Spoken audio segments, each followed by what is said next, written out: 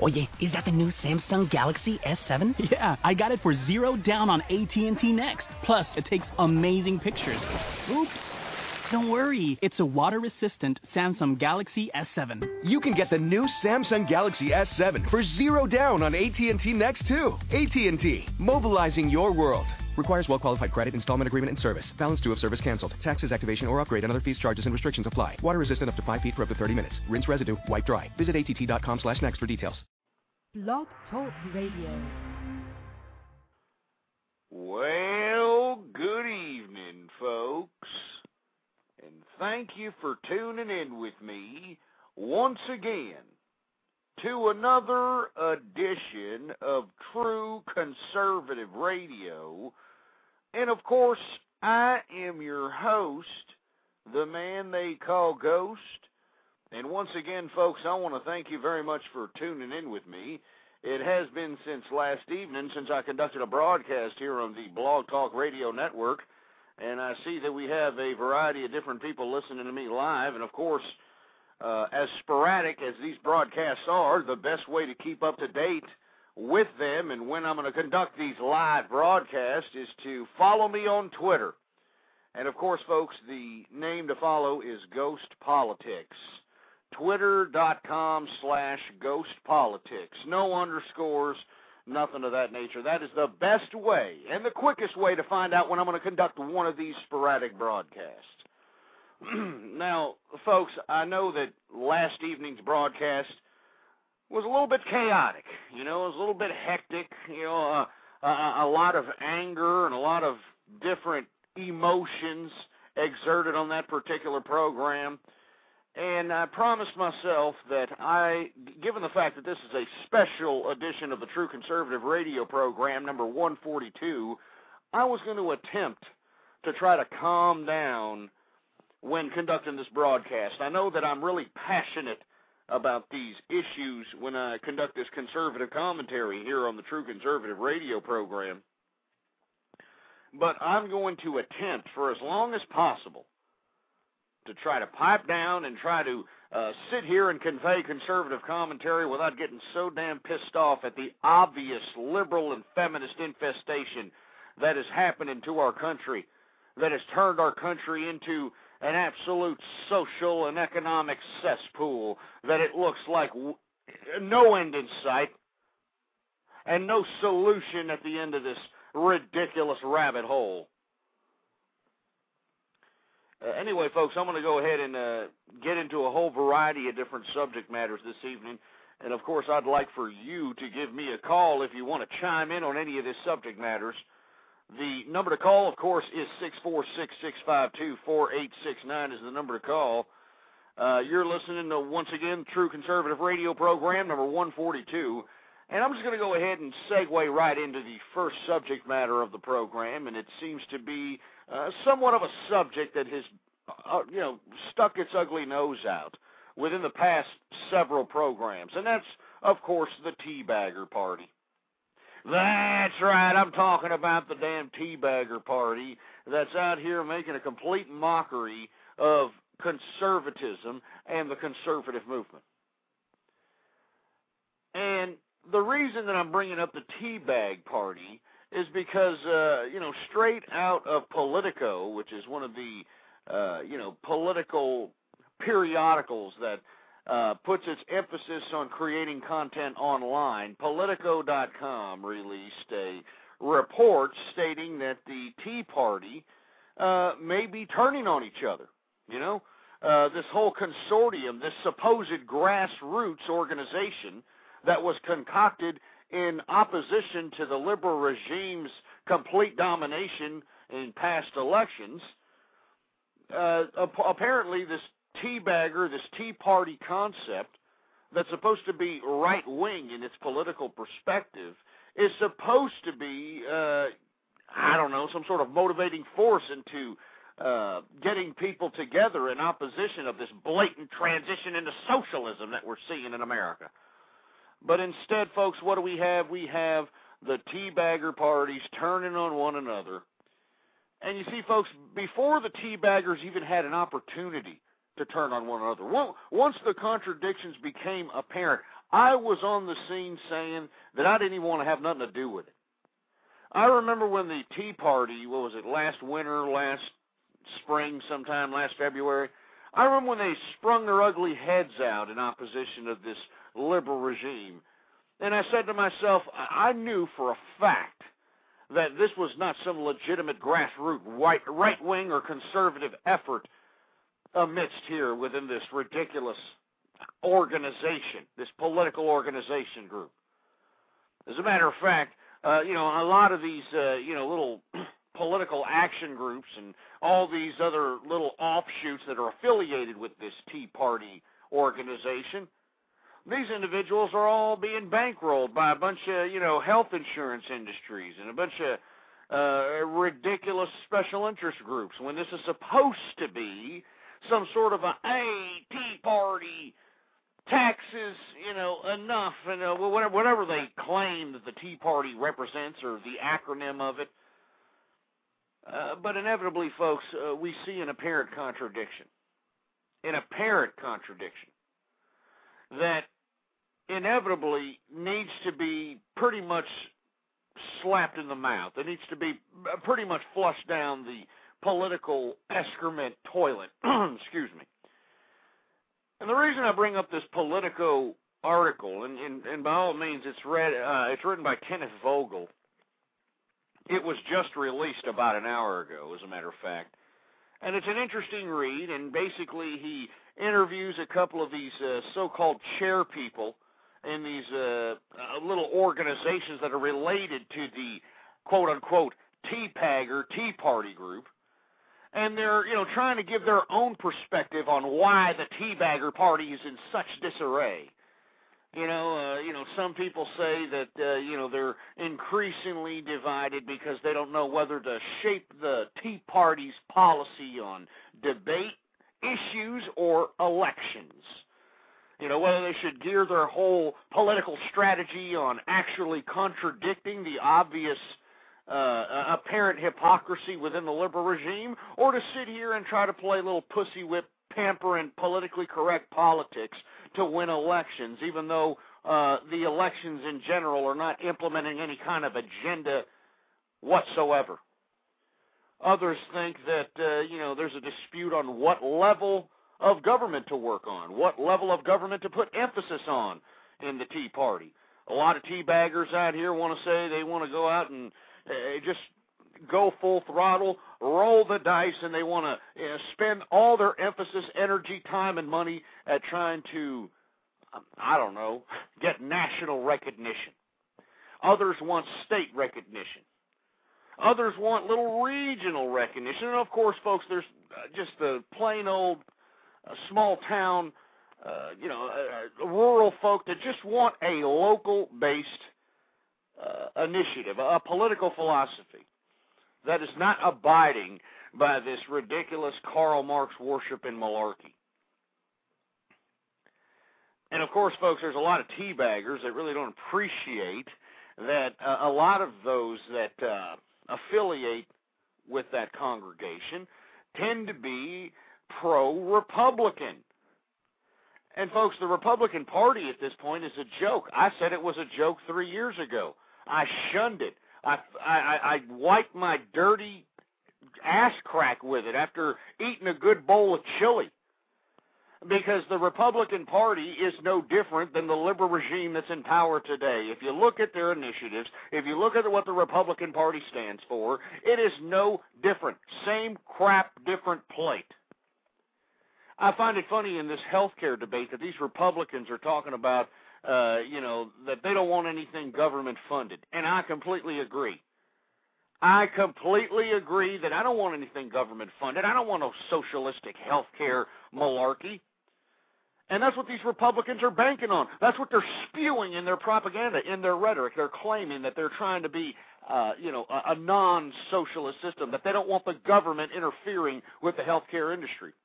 And yet, these same Republicans, on the same breath, can sit here and pat themselves on the back and champion themselves in advertisements stating how they saved Medicare and Medicaid for seniors. Yeah. I mean, do you understand the hypocrisy right there within the Republican Party just on that plain little small issue right there? The blatant hypocrisy. They're saying that, they're criticizing the liberals, which I completely agree with, that they don't want to have any, remnants of socialized medicine, government-run health care, whatever you want to classify it as. And then you've got the Republicans out here saying that they're the men and women of the senior citizens. And they're out here putting advertisements, at least over here in Texas where I'm from, folks. I'm getting all kinds of advertisements from John Cornyn and all these other Republicans out here trying to say that they're such great Texans and great American patriots because they help preserve Medicaid and Medicare, which are both government-funded wings of the healthcare industry. And yet at the same breath, these damn supposed conservatives, these supposed conservative Republicans will sit here and try to say that, they don't want this liberal socialized medicine because it's government funded. Well, you can't play both sides of the fence, you stupid milky lickers.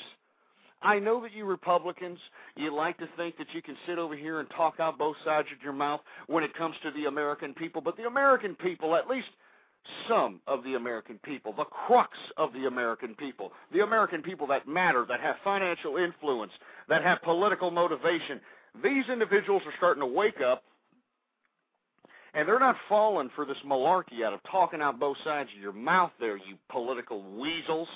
And I'm talking to every single one of these scumbags in office today. Every single one of them. I mean, there's not one of them out there in the Beltway that I can think of at all that I can sit here and say, you know what, that's a great man. That's a great patriot for America. Every single scumbag that is in office today is a soulless cash whore.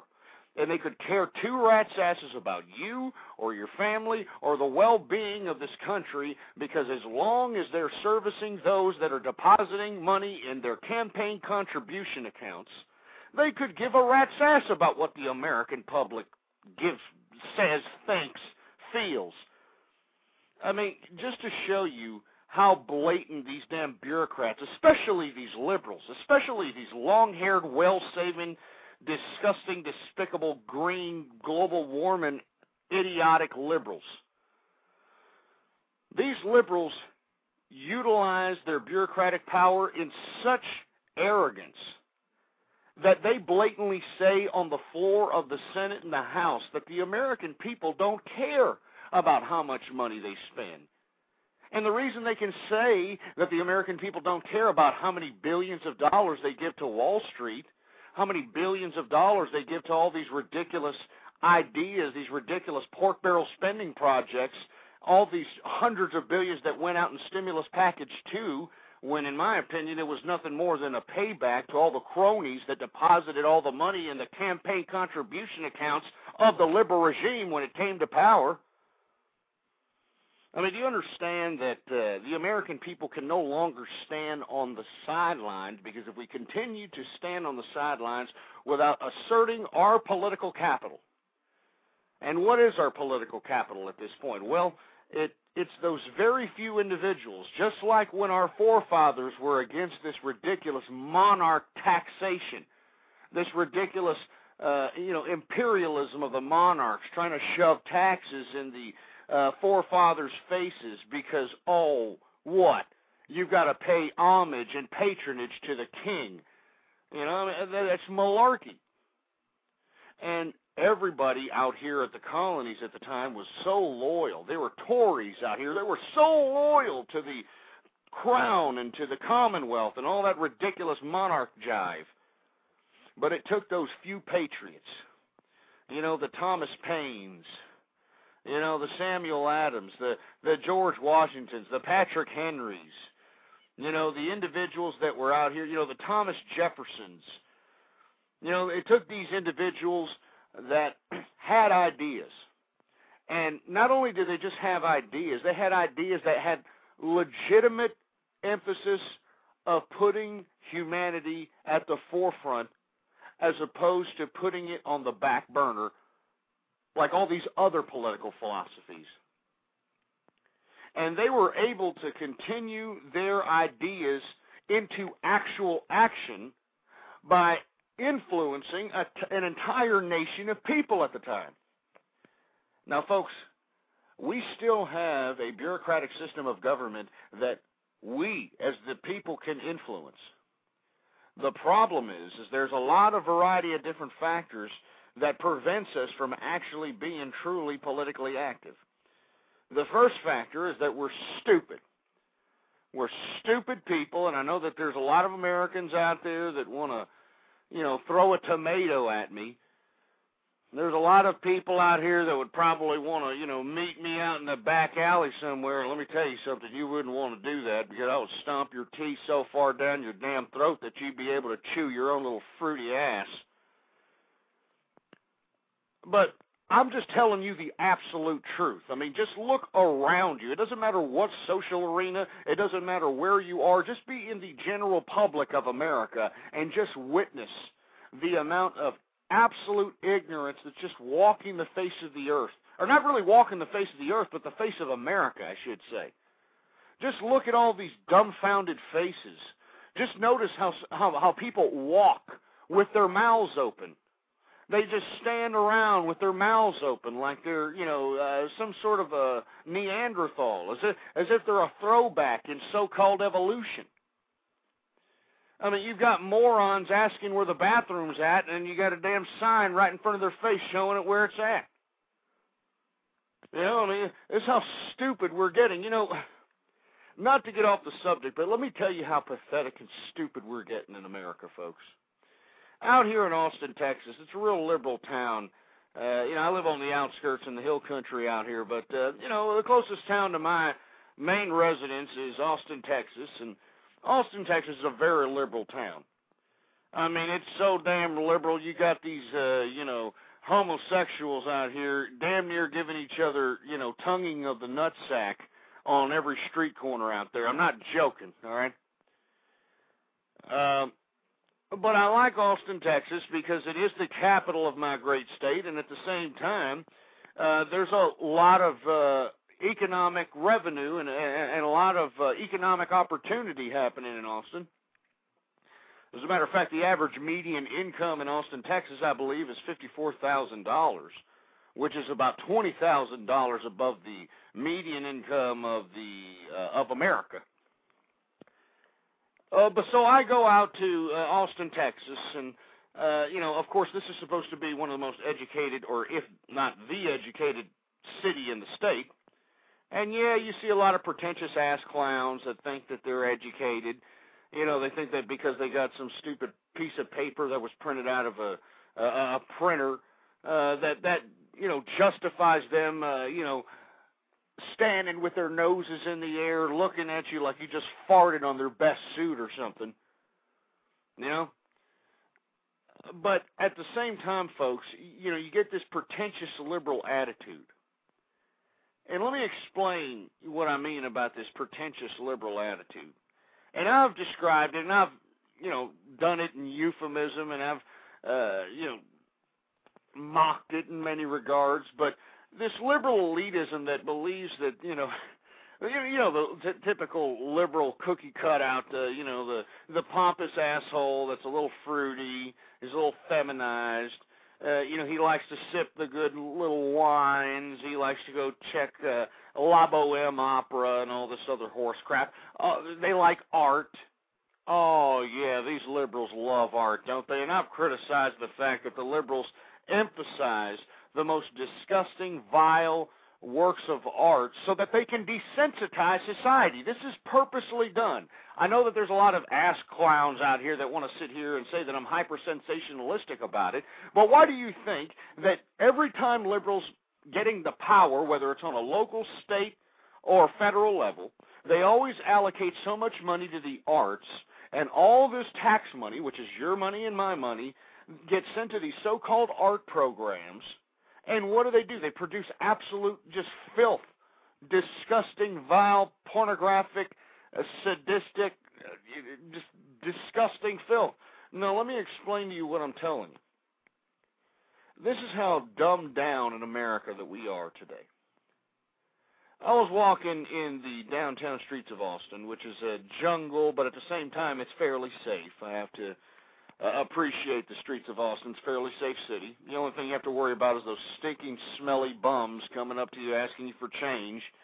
Or if you happen to be at a red light, you have these ass clowns coming up to you with a squeegee trying to, work on your windows for a couple of bucks. It's just disgusting. It's a really, it's a disgrace out there. The homeless situation, they need to kick these people out or something. They need to put these people in some sort of a old factory or some kind of crap. This is ridiculous. But it's a pretty safe city, so I walk up and down the city of Austin, Texas, and I come across this little art gallery, right? And I won't lie, the little stupid, neon, little colorful, lighted-up sign caught my attention, so I decided, since the door was open and it had a sign that it was open to the general public, I decided to go ahead and walk in to see what all these damn pretentious little liberal latte-drinking ass clowns are out here, being so pretentious over. So I go into the art exhibit, I guess is what you call it. It was, one of these photography artists. And don't ask me how you become an artist when all you do is point a camera at something and click on it, and all of a sudden you're, some deep, creative genius of some sort. But, this is how the liberals have induced the public into believing.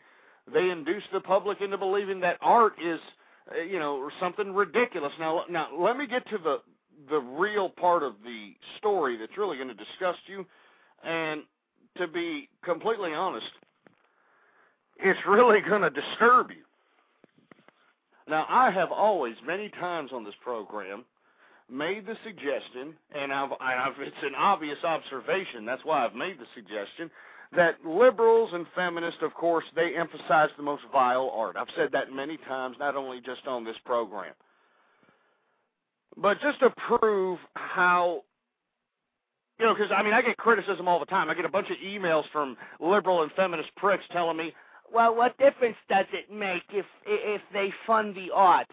If they give money to a kid that has autistic expression, or they give some starving artist a chance to sit there and make a living on his creativity, whatever the crap excuse they try to give you. I have no problem with helping a starving artist, just as long as the art is worthwhile, as long as universally, or at least a small niche of people understand the art, appreciate the art, willing to come out the pocket for the art. I'm all for that crap. But a lot of these little art galleries are open because of our tax dollars. All right? That's why they're open. They get grants from the government, and let me tell you, those grants got a hell of a lot bigger once these damn liberals took control of our government. So these damn disgusting, vile, let me get to the point here. So I walk into this gallery, and here you got this photographer idiot. I don't even know what you want to call it. I don't know if it was a guy, a girl, a him, a her, a shim. I didn't know if it was a trans-testicle. I didn't know what it was. It was the most obscure individual and the most bizarre, yet almost certifiably nauseating person that I had ever seen in my life. And this was the artist, for heaven's sake. Everybody was kissing this guy's ass, or whatever it was. The only reason I say it's a guy is because it was trying to dress into some sort of makeshift suit or some sort, or I don't know. But this artist was a photographer, right? Oh, I'm going to point a picture. This is what I'm going to do. I'm going to buy a camera, and I'm going to point a picture at something, and click, click, and this is me. I'm an artist now. I can sit here and sell this picture for $1,500. Yeah, I can frame it up like a big sofa picture, and I can sell it to you for $1,500, $2,000, $5,000. That's what these idiots are selling it for. Now, let me explain to you. as I walk in, you'll get to see the art right away. You get to meet the artist. They had it set up where you get to see this ass clown sitting there like a jerk-off, probably wishing he was servicing some glory hole somewhere at some park bathroom by the looks of it. And then after you get past this idiot, you go in a little room, and it's kind of a wide open space, and you got this idiot's art, which is nothing but photographs, nothing but pictures that he took. The art's all over the place. And at first I really didn't understand what the hell he was taking a picture of, because, I was pretty bamboozled by the whole introduction to the artist thing. I was still stuck on the fact that, I just may have just seen a trans testicle, and it may have just tried to shake my hand. So, I didn't really take a good glance at what this art was. So I went to the first little stupid picture, because you're supposed to go into some sort of line or something. You're supposed to go, stand in one picture, look at it, and, say, yeah, it's great, it's whatever, and then go to the next picture. So I stand up and go to the first picture. And I kid you not, folks, I swear, there's a picture of a toilet bowl that has not been flushed.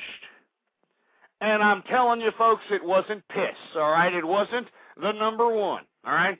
It looked like somebody had just taken a beer crap from hell. It was the most disgusting, splattering, despicable sight I had ever seen. But remember, this is art, okay? This is art. So at first I was like, well, okay, what am I supposed to think of this? This is a toilet bowl with, some diarrhea in it. Okay, great. What is this supposed to signify? What kind of emotions is this supposed to tap into me, huh? So I go to the next picture. The next picture, it's of a toilet bowl, only this time the turd was, brick like Mike Tyson, if you understand. It was a huge log in that son of a bitch that was just unimaginable. And I started saying, wait a minute. Okay, and I started looking around a little bit. I started, wait a minute, okay. I started looking around at all these pictures, and it was all of crappers. It was all of used toilet bowls. I swear to God, this moron is making an artistic career off of taking pictures of used crappers. Give me a break. He's actually going in. I don't know how he's obtaining these films or how he's obtaining these photos. I was sincerely mortified. So I got the hell out of there, but as I was walking away, I was just thinking that how can something like this be legitimate? There can't be a legitimate market that's out there doing this, but you know how this becomes a legitimate market, folks? Because of the government-funded art programs and all the emphasis on filth and disgust and just pornography and just sadistic rape. All of it, all wrapped up into one. That's what these liberals like to fund. That's what these liberals like to view as art. And it's no wonder that there was an art exhibit in Austin, Texas, where some trans testicle tried to sell photographs, and let me tell you, there was $500, $1,000, price tickets on these photographs, and they were of turds. They were of turds. They were of turds, for heaven's sake. Good God. I guess it puts a whole new meaning to the word turd burglar, huh? Good Lord. But this is it, folks. I'm not joking. All right, I'm not joking. This is it. This is why we have dumbass, artistic little shows of photographers, supposed artistic photographers, taking pictures of used toilet bowls, of different textures of turd or whatever. What exactly is somebody getting out of a photograph of a used toilet bowl? And secondly, why is there an exhibit of it set up for other people to see and actually buy. I just don't understand this, folks. And this is how stupid we're getting, all right? This is how stupid and ridiculous we are getting in this country. And I didn't mean to get off on that subject matter. I just had to say that story, folks, because I swear to you, I mean, I live in the hill country, but I don't live too far from Austin, Texas. I'm in Austin, Texas a lot. I was just walking downtown. This stupid, dumbass little glary little colorful sign caught my eye. I went into the damn place. I saw this, I don't know what you call it. I mean, it had like long kind of emo-ish hair. It was wearing some kind of a makeshift Annie Hall looking suit. I mean, it was wearing like chanclas, or, that's what we call it. That's what the Mexicans call it down here in Texas. But like, what do you call them? Chanclas, like thongs or flip-flops. Yeah, that's what you call them. He was wearing that crap with a suit. And just sitting there like, crossed legs, like, like half a woman. So I didn't know what it was. I didn't know whether it was a man, a woman, a shim, what. And this was this person's art. I mean, and there must have been at least 25, 50 pictures in this exhibit. All right, just all over this exhibit of different toilet bowls, of different turds. I mean, there was diarrhea, there was logs, there was little bitty deer turds, there was, pellets. I don't even. It was just disgusting. But the point of the matter is, folks, that's how stupid we are. That's why I think that the Tea Party is having problems. And not to get off the subject, let's get back to the subject matter. We're talking about the Tea Party turning on one another. And the reason the Tea Party are turning on one another is, first and foremost, the American people are a bunch of morons.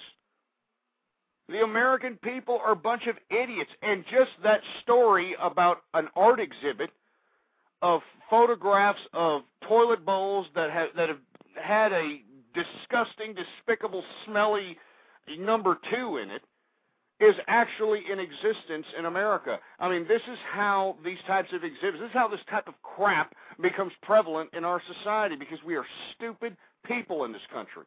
We are stupid individuals. I find it funny, you just look at some of these advertisements. You got some of these restaurants that are advertising, hey, come on down, and you and a friend, or you and your girlfriend, or you and your wife, 2 people can eat 3 entrees, or, can eat a dessert, or an entree, or an appetizer. Those stupid little dumbass little sales they try to shove down your hole. But little do they tell you in the fine print that you're sharing the appetizer and you're sharing the dessert, and you're actually having 2 entree. I mean, this is how stupid we are, folks. I mean, we bought the pet rock, for heaven's sake. We bought the pet rock. I mean, that's how ridiculously stupid we are, folks. And I know that there's a lot of people in the chat room that are sitting here saying, that was a disgusting story, Ghost. How can you sit here and tell us that? I'm telling you that, folks, because that's what people are considering as art in this country. They are considering, some transgendered, transtestical Annie Hall with a beard, throwback in evolution looking fruit bowl, takes pictures of toilet bowls with large turds in them, and I mean, you should hear the people were around me saying, oh yeah, this one has a different texture. And yeah, this one looks like the person had a lot of pain. This one looks like the person was really suffering with a lot of I mean, you actually heard idiots discussing this art exhibit of photographs of toilet bowls with turds in them. And this was art.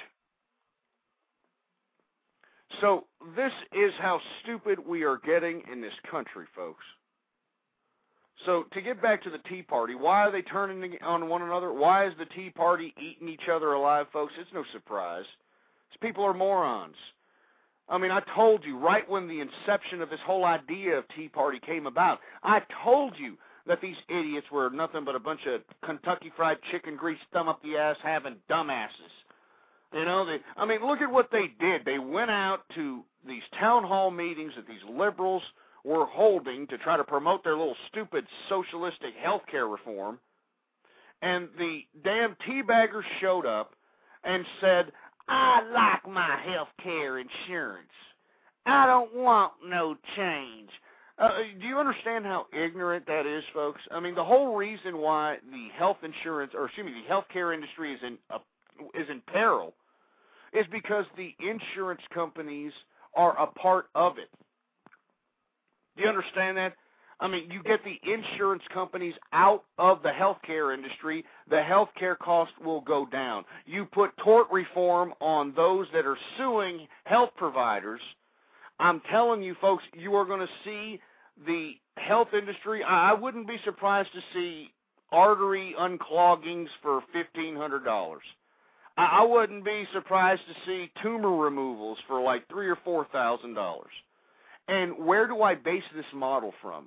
This pure idea of privatization of healthcare? Well, none other than the plastic surgery and the cosmetic surgery industry, folks. It is purely private. Purely private, this cosmetic surgery industry. And you see, folks, the thing about it is that the cosmetic surgery industry back about 20 or 30 years ago, it was about $20,000 for these, cocktail waitress slut bags to go out and, get themselves a new breast augmentation or to, turn their A's into triple D's, if you understand what I'm saying.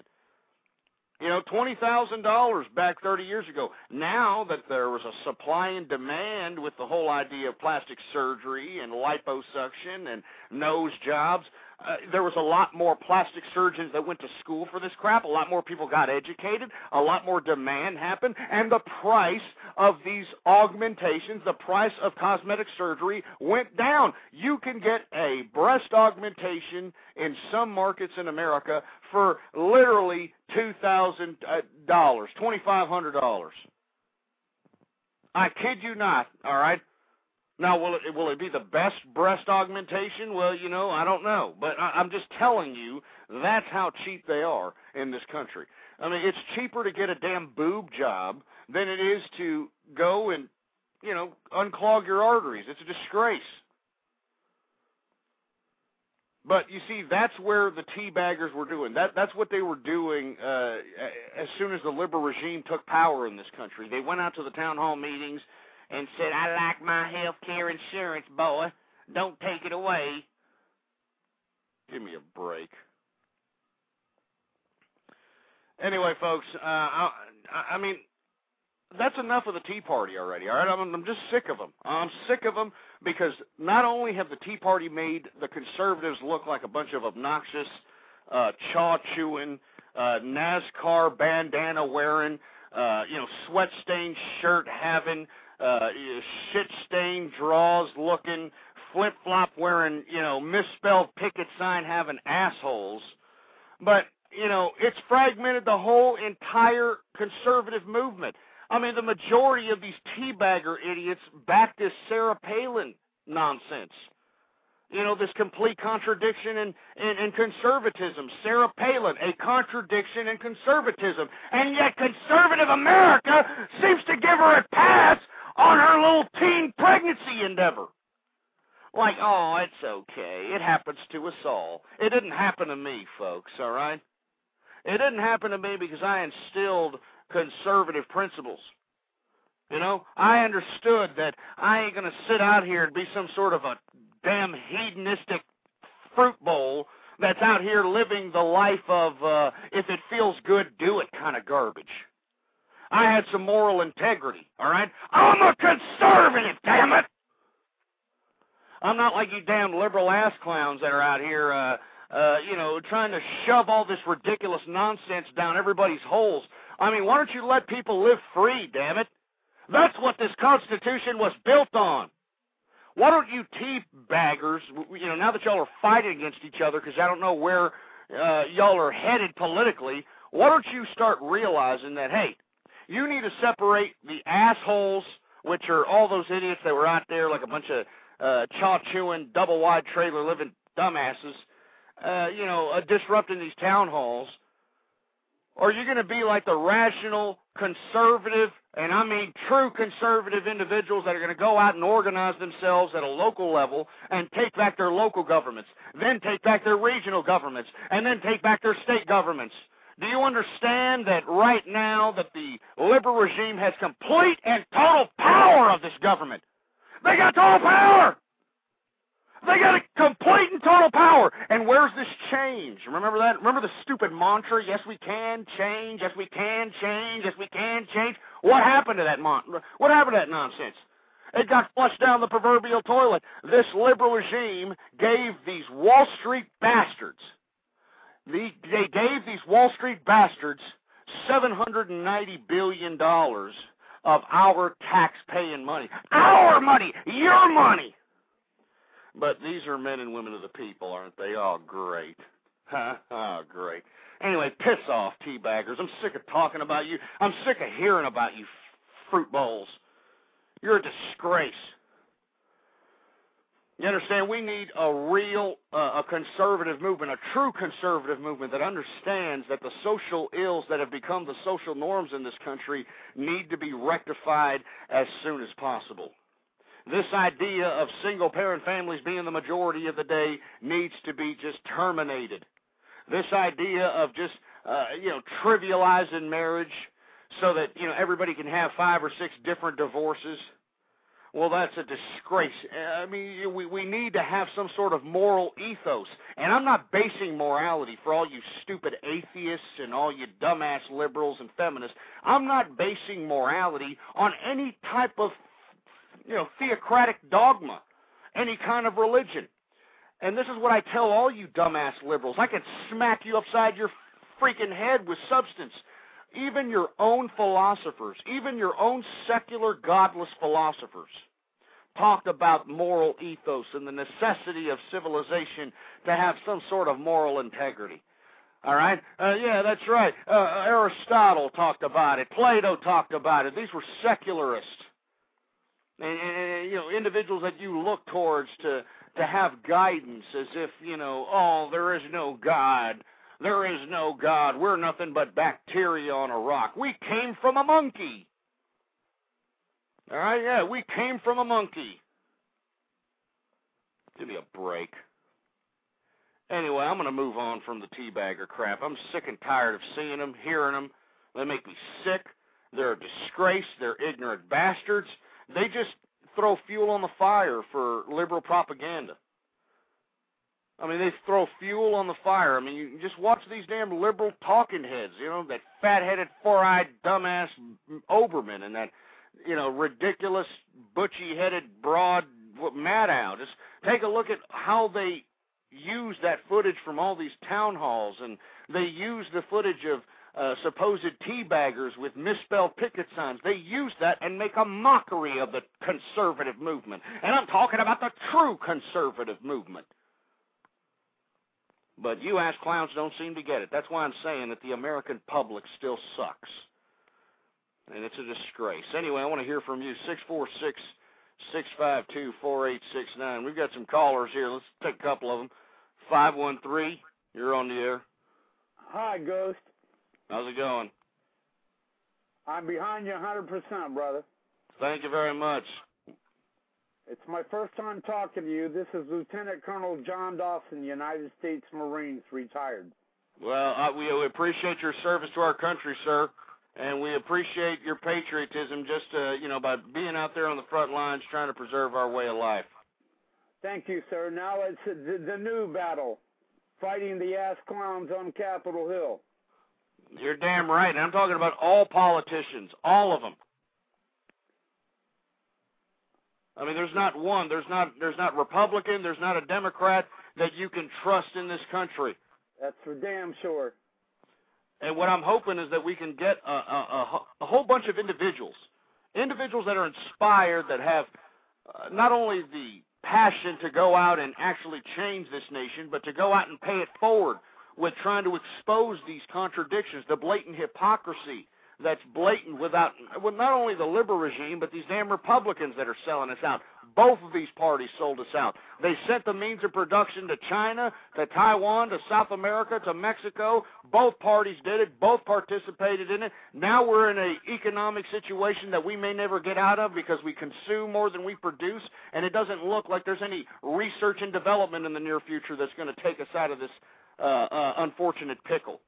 That's right, brother. It's time to take the trash out.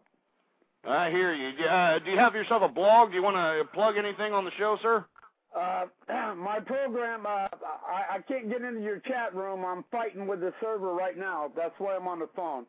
But I'm the host, and my co-host is Reverend Don of Two Marines Locked and Loaded. My show's tomorrow midnight to 2. I've been raising hell on 5 VTR programs in a row tonight. Been telling everybody we need to make a march on Washington and stand our ground this time, and surround the Capitol with about 3 million people and lock it down. Nothing in, nothing out. Well, that's a pretty serious endeavor, sir, and I want to thank you very much once again for calling. But we need to do something serious. Now, I don't know if we need to go through the extreme of going in and try to secure Capitol Hill of any sort. Because we live in a civilized society. This bureaucratic system that was set up for us by our forefathers was intended for us to, settle our differences through logical debate and, bureaucratic conquering, in a sense. Kind of like what Fukuyama said. Francis Fukuyama wrote a great book called The End of History. And in that book, he wrote a chapter called an idea, Men Without Chests. Which, and of course, folks, I don't want to get into the whole philosophy of Francis Fukuyama, but Francis Fukuyama was probably the epitome political philosopher of liberal democracy. This is an individual who wrote in this book, The End of History, that the final form of social order, that the final form of government was going to be liberal democracy, and once it implemented itself throughout the international community, that we would live in everlasting peace, and all materialistic needs would be compensated through the exchange of goods and services and capitalism, and he made it seem great, just like Karl Marx, made communism seem great to all these damn leftist morons. But one thing I do agree with Francis Fukuyama on is that once a country reaches a level of modernity and industrial growth and progress within the timelines of industrial growth, that at some point we have to start not only participating in the political ramifications of everything, because as modernity and industrial growth and technology and science progresses, government itself wasn't going to be able to solve everything. And it hasn't solved anything. It hasn't solved anything, for that matter. The only thing it's solved is taking money out of your and my pockets, taxes.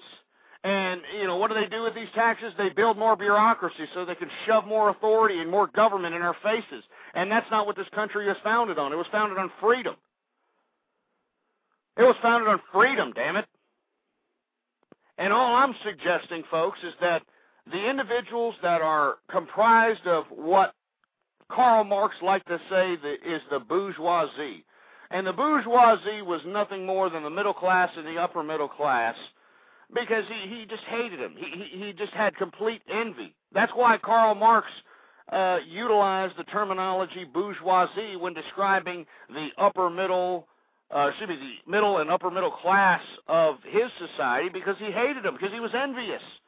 I mean, don't you understand that communism and socialism, it's a hater philosophy. It's a hater philosophy. I mean, they figure, hey, if I can't prosper in a capitalist free market nation, no one can. So I'm going to tear it down. Anyway, let me get back to Fukuyama.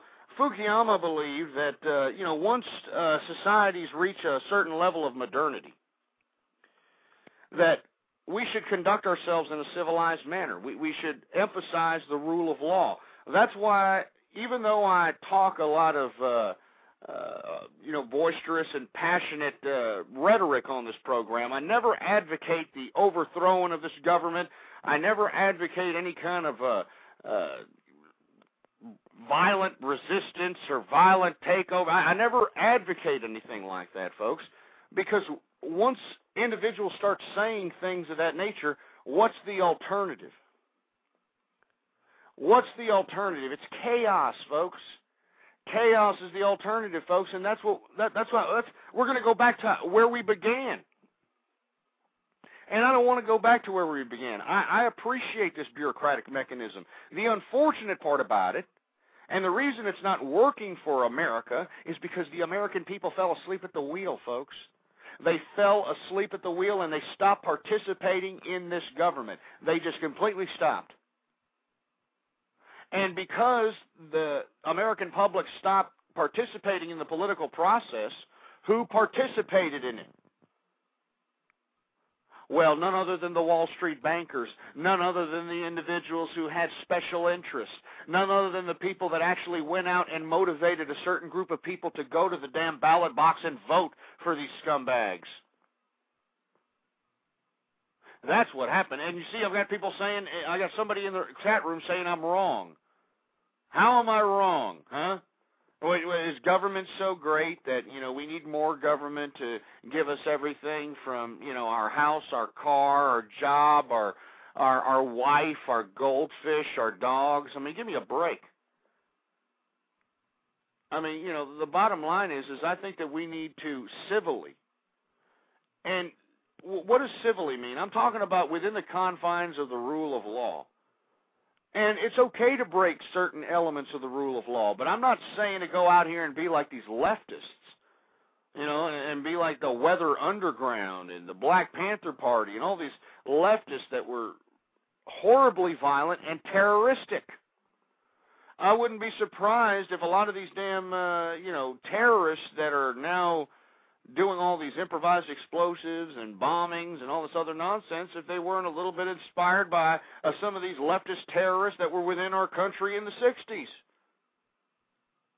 And we can't resort to that type of nonsense, folks, because I don't want to go into disorder. I mean, just imagine for a second, okay? Let's say that we abided by these people, and it doesn't matter what perspective you believe. If you're a communist or, extreme anarchist or whatever side of the perspective that you believe in. Let's say that you were successful. Let's say the government fell. Then what? I'll tell you then what. Everybody in the country would go into utter chaos. You'd have the criminal elements of the cities to go in, terrorizing the people. You'll have individuals shooting each other, saving their property, saving their businesses. You're going to have people eating each other because they're not going to have enough food, because food is going to stop. There's not going to be any kind of distribution of any kind of natural resources, nothing. It would be complete and utter chaos, and the only people that would actually be successful in that kind of system is those that had the numbers or those that had the bigger gun.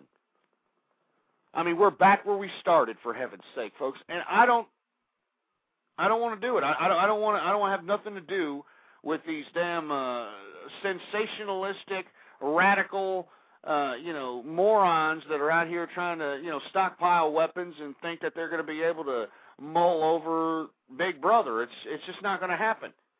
The only way that the government cracks, folks, is if the people get behind either a subject matter or an issue and actually force the government to crack.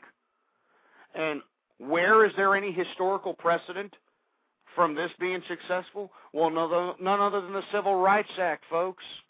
The Civil Rights Act is a perfect historical precedent that shows that if the American people got off their fat jelly asses and stopped watching American Idol and stopped watching Dancing with Celebrities and Who Wants to Marry a Midget and come and look at my birth and what was it, John and Kate plus 27 and all this other crap, if you stopped doing that and actually participated in this system that was made by the people and for the people, you would see things change in rapid fashion.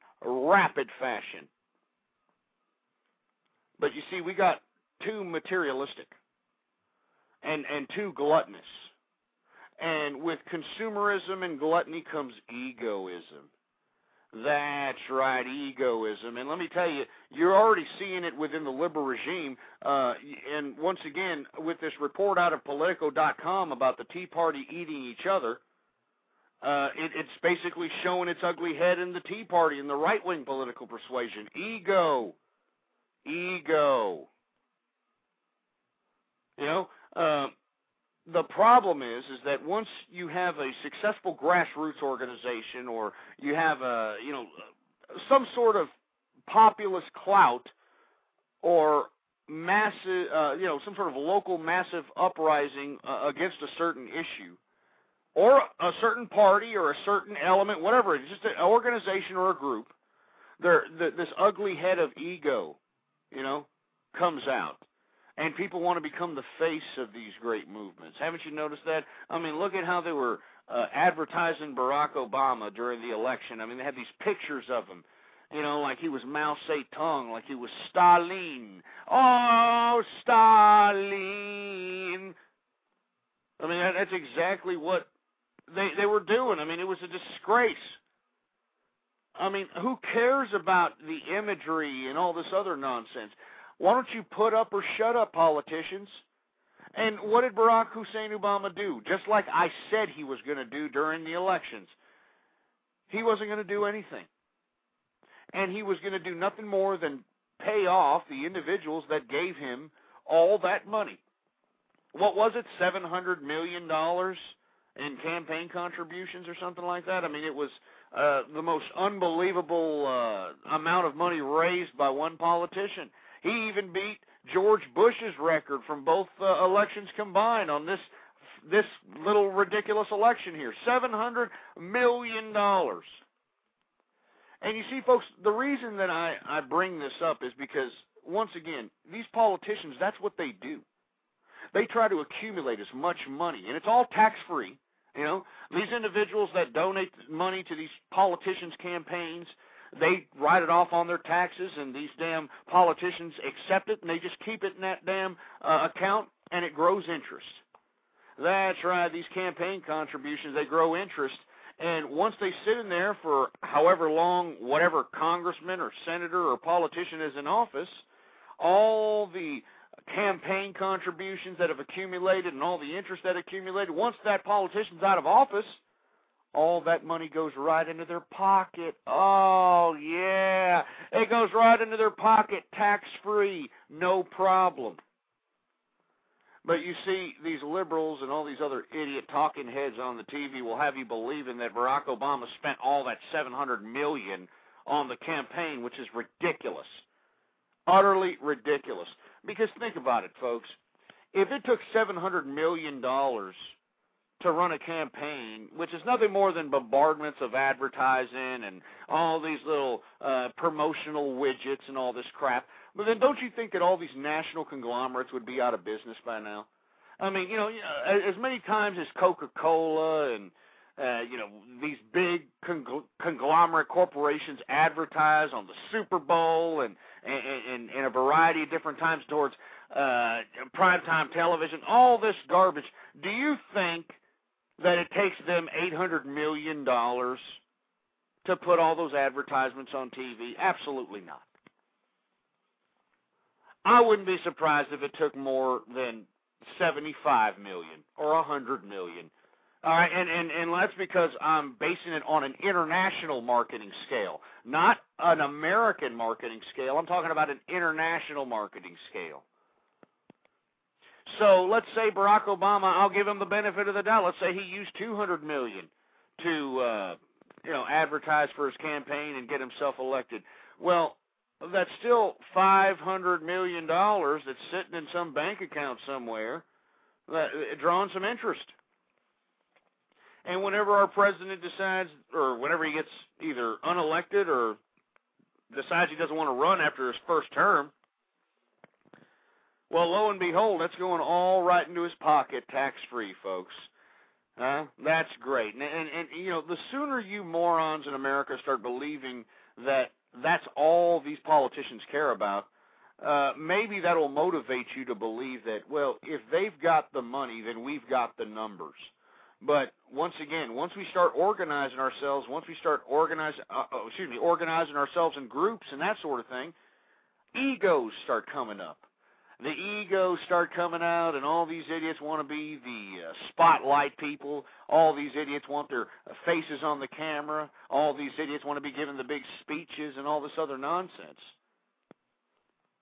I mean, folks, let's throw our egos to the side, all right? I mean, let's face it. Not all of us are going to be stars out here, all right? All of our lives, I mean, I know there's a lot of folks, especially those on the Blog Talk Radio Network, that think they're going to be the poor man's Rush Limbaugh or some crap.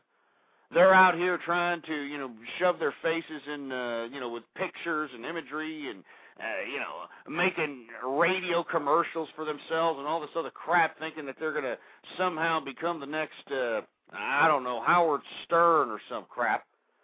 Why don't you throw your ego to the back burner and realize that America is in a precarious situation, and the only way that it's going to change is that if American people, and I'm talking about American people who want to preserve the American way of life, who want to preserve the integrity of the American identity, who want to preserve the free market capitalist system that made this such a great opportunistic American society, those old values, well, then I say, come with me. And come with us out here, the true conservative movement, and what do? What is your part? Well, folks, all I'm asking you to do is just go out and talk. Go out and talk to people. That's all there is. Just go out and talk to people. All right? I mean, we're in the second hour of the True Conservative radio program. I'm your host, the man they call Ghost. And, basically what I'm doing is an impromptu rant out here trying to motivate people to go out there and start talking. We're approaching the holidays, folks. This Thursday, Thanksgiving. That's right, you're going to have the family around. They're coming in from out of town. You're having a lot of people over. You're going to have a lot of different personalities, a lot of different political perspectives. And what I suggest is that you initiate political debate. After you've, filled your gut up with all the turkey and ham and yams and cornbread and, whatever the hell else you eat out there, goose, whatever the hell, why don't you initiate some debate with your family? And don't get me wrong, you're going to get some loudmouth liberal asshole that's going to regurgitate the talking points that Keith Olbermann and that lispy-ass Chris Matthews and that bull-dyke Rachel Maddow and all those other liberal-minded media idiots, they're going to regurgitate those talking points. But those that are observing your debate, and I'm talking about the ones that are just sitting there and observing, those are the minds that you're penetrating. And how do you penetrate those minds? By exposing the contradictions within liberalism and feminism. Expose them. Make them apparent. Show them off to the world. Show them off to everybody. That's the only way that not only the conservative movement, but America will rise again. We need to educate ourselves. Folks, I find it sincerely and severely disgusting that we have the greatest invention, the internet, at our fingertips. And these morons use it to wiener whack themselves, to naked pictures of George Michael's anal passage. You've got idiots, trying to lure teenage girls, teenage boys into sexual liaisons, for heaven's sake. I mean, this is what the internet's being used for, and it's a disgrace. I mean, do you understand how many people would have killed for the amount of knowledge that the internet has at your fingertips, you morons? And you idiots are just taking it for granted. You idiots don't even care. Instead you're out here, you're trying to video chat with some, piece of cyber poontang that you think that you're actually going to, connect some sort of cyber love affair with. It's not going to happen, all right? Get out and go meet somebody the old-fashioned way, you moron. I'm just saying, folks. America needs to snap. It needs to snap out of its stupidity. It needs to snap out of its goddamn... It needs to snap out of its damn stupidity before this country, before this great country, America, is flushed down the damn toilet completely into oblivion, into history. America will be a thing of antiquity unless you do something about it. And if you want to stay on the sidelines, that's fine. But don't be surprised when your ass is nothing more than some ridiculous serf on your knees to this ridiculous government, socialistic, communistic garbage begging for another handout. You're saying, please give me another stimulus package, please. Give me another stimulus. Shut your mouth, you piece of... you piece of crap. Calm down, folks. Damn it. I said I wasn't going to act this way. I said I was going to calm down. But let me tell you, I can't calm down, folks. Every time I take a good whiff at this disgusting disgrace that's out here in America, I can't calm down. I can't calm down.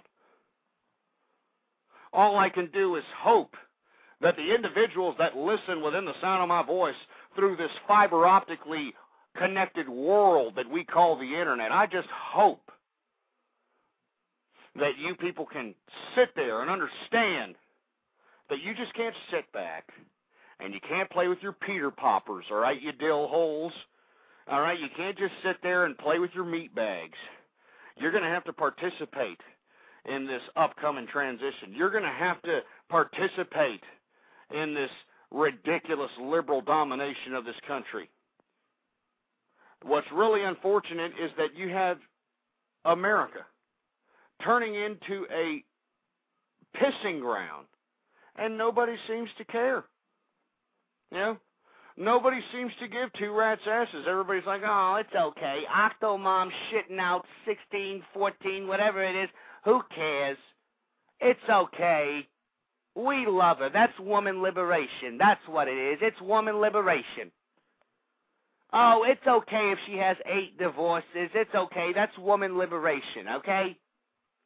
Oh, you know what? That's okay if she's sitting there, you know, using him for his money because that's woman liberation. It's a disgrace. I mean, it's just an utter disgrace. 646-652-4869 is the number to call here. 435, you're on the air. Good evening, Ghost. Yeah, how's it going? Pretty good. This is Thundercracker. Hey, how's it going? How's it going? How you doing this evening, man? It's a Friday evening. It's a special edition of the True Conservative Radio program. And, kind of going off the deep end here. I'm sorry, I know that I'm kind of going off the deep end here, but, I just can't stand to see my country being, wiped on the dirty, bacon-bit-ridden, nutty, dingleberry-having anal passage of all these gluttonous assholes that could care less whether this country is the bastion of capitalism or the bastards of the world. I agree. I don't like it either. It burns me up just to even think about it. Yeah, I hear you. So what's going on with you there, Thunder? Oh, I was just listening to your thing about your visit in Austin about all those paintings. That's unbelievable. That's not artwork. That's garbage. Well, it just emphasizes what I've been saying all along about the liberals and their emphasis on funding, publicly funding with taxpaying dollars, this disgusting artwork. And once again, when I walked down the streets of Austin, Texas, and went into this ridiculous art gallery and saw that it was nothing more than pictures of toilet bowls with used turds in them, I just couldn't believe that there was actually individuals having discussions about pictures of turds. I know that, I don't mean to bring this up. I know a lot of people in the chat room are completely disgusted about the story, but it's a fact. And it just underscores the stupidity of America. I mean, who would buy a turd? Who would buy a picture of a toilet bowl with turds in it? Can you answer me that? Somebody with a warped mind. Obviously. I mean, but once again, the liberals, they fund this ridiculous crap. I mean, I remember Giuliani was critical of it when he was, I believe, running for one of those New York seats out there. Those I forgot whether it was governor or mayor, but he was critical of one of the art exhibits in New York City that one of its prime and its big exhibits was this picture of the Virgin Mary with elephant turds smeared all over it.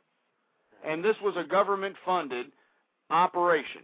A government-funded operation in New York City during the time. I believe Giuliani was running for mayor at the time, and he was using that as a prime example of why liberalism cannot be trusted for anything, because there's always an agenda. There's always an agenda when it comes to liberals. You know what I mean there, Thunder? Yeah, you know, and I dare say they probably have the ACLU knows that are jerks to back them up, too. Yeah, ACLU is right. These idiots will, back them up to the end. I mean, ACLU is a leftist organization. I mean, let's be frank. I mean, they're damn near communist. I mean, it was blatant Marxists who incepted the whole idea of the ACLU. It's no wonder why we have these ass clowns at the ACLU trying to, do things like not only enhance this ridiculous sexual deviant behavior that's happening in society, but they're also, trying to sit here and undermine the Constitution using the rule of law to do so. I can't stand the ACLU. I agree. I can't stand them either. Anyway, Thunder, you have anything you want to plug? Any programs, a blog or something? No, I just had a question for you. Did you hear about Oprah's going to be quitting her show in about a year or so? Oh, yeah, what a disgrace. I mean, I didn't really want to give that too much airtime because I know that the women that, are feminists that listen to this program will probably, be putting a couple of fists up their uterus pipe when I use the terminology of Oprah Winfrey in any of my commentary. Because they just think that she's just a golden god, for heaven's sake. They think that she does no wrong. And in my personal opinion, I thought it was a disgrace that the mainstream media, these individuals that are supposed to be informing the American public, were plastering this stupid, billionaire, because she's, worth $1 billion, all right? This billionaire crying, saying, I'm gonna quit, and she's not quitting for another year, for heaven's sake. I mean, she made it sound like it was her damn last show, and you had, the mainstream media covering it like it was the Last Supper eaten by the Jesus Christ himself. And it was a disgrace, I mean, I hate Oprah Winfrey. Now, look, don't get me wrong. I'm not hating on Oprah Winfrey and the way she accumulated her revenue. What I'm hating on is the fact that Oprah Winfrey utilizes her influence on these ridiculous, emotionally unstable women that view her as if she's some sort of a infallible demigod, and they use whatever Oprah says and whatever Oprah suggests as gospel. And it is this idea that has turned our average, everyday Western woman in America and in elsewhere in the international community, it has turned them into subliminal prostitutes. It's turned them into philanderous whorebags. And it's turned them into complete sexual deviants. And I just don't understand why we can't emphasize women like Phyllis Schlafly as opposed to, bimbos like Sarah Palin or, nut jobs like Oprah Winfrey. I just don't understand this. Are you there, Thunder? Yeah, I'm here. I mean, why can't we emphasize Phyllis Schlafly? I mean, this is a true conservative woman, lived the conservative lifestyle her entire life, and she's completely overlooked. I mean, history doesn't even give her a glimpse of any type of credibility because why? She wasn't a leftist. Unbelievable. Well, a lot of good people get overlooked, unfortunately. Yeah, I hear you. Anyway, I want to thank you very much for calling in there, Thunder. I appreciate you listening in. I know you're a very loyal listener, man, and we really appreciate it out here at the True Conservative Radio Show. It's no problem. All right. Thanks a lot, Thunder. You have a good evening, and hopefully you've got yourself an alcoholic beverage around you somewhere because it is Friday. It is late in the evening, and hopefully you're guzzling down that cheap bottle of hooch and, getting yourself a little how can I put it, a little bit tipsy, if you will. Anyway, folks, like I said, this is just one of these sporadic programs that I'm having, and I'd like to hear from you, too. I know there's a lot of people flapping their fat Cheeto-stained fingers on the keyboard being critical of me, but I want you to get your fat cottage cheese-ridden jelly ass off of your chairs, go to the nearest phone, get on the horn, and give me a call. 646-652-4869 is the number to call, folks. All right, I want to hear from you. I want to hear from you. All right, I mean, I got a couple of 111 callers, and I got a couple of other ass clowns that usually call in, and nothing but a bunch of ass tickling jerks. But I don't want to talk to them. I want to talk to individuals that are going to provide substance on the debating table. And I don't care if you're in opposition of me or if you appreciate my conservative commentary. I mean, I want to hear some opinions from you. 646-652-4869 is the number to call. And before we move on any further, folks, I'd like for you all to also check out the official True Conservative blog. All right?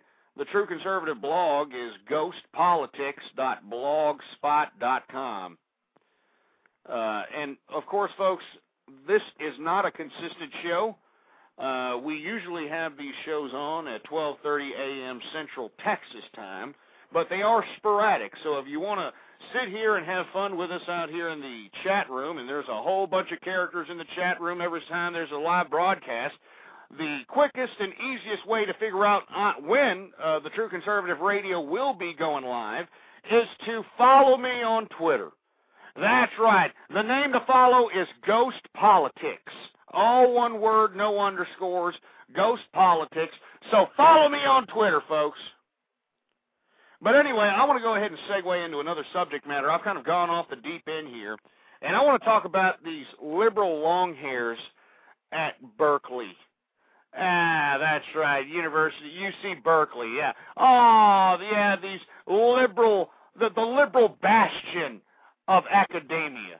UC Berkeley, that's who I want to talk about, because right now, or actually not right now, but today, you had all these little liberal long hair, well-saving, smart car driving, corduroy pants wearing, a nipple ring having, pieces of pierce-nosed pricks out here protesting, crying like spoiled babies, crying like spoiled brats, because why?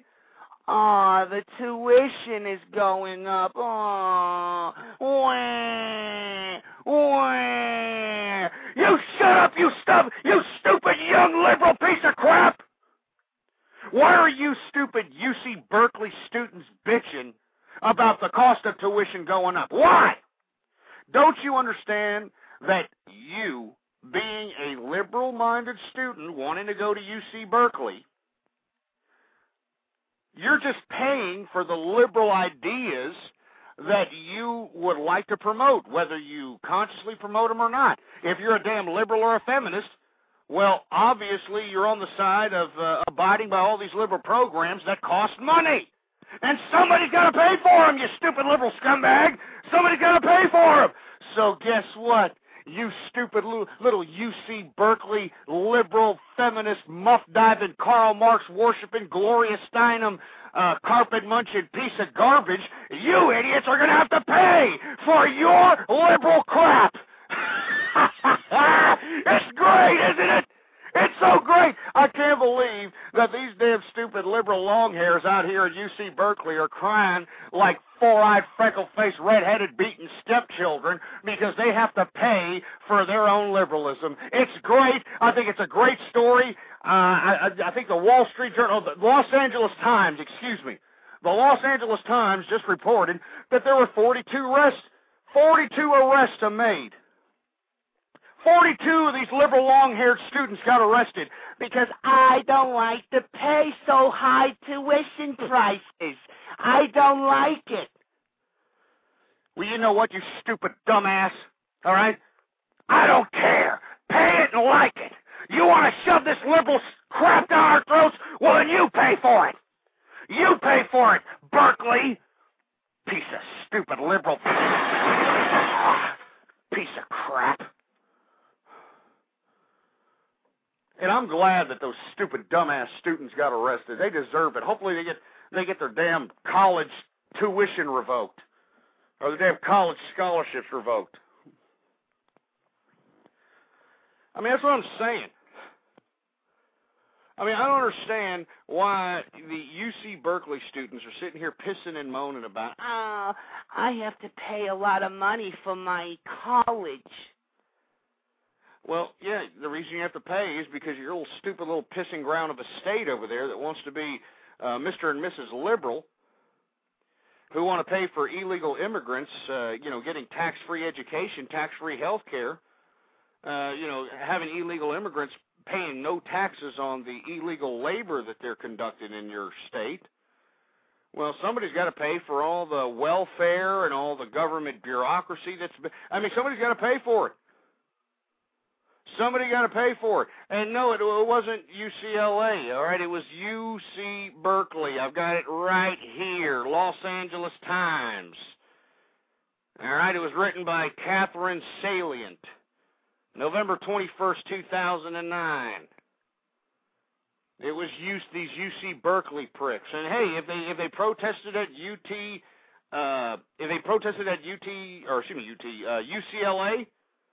well, then, tough titty, who cares? I mean, you dumbass little publicly funded universities in California, well, you morons are going to just have to pay, aren't you? You want to be the most liberal state in the union, y'all just going to have to pay for it. I'm sorry. Oh, but you know why California's so cool with these young people? Oh, man, 'cause pot's legal, dude.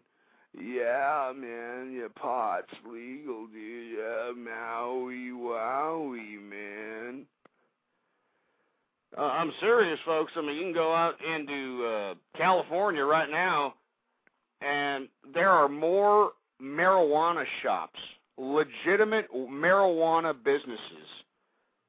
I mean, you just go into these stores, and they've got, marijuana just out in the open for you to buy. Yeah.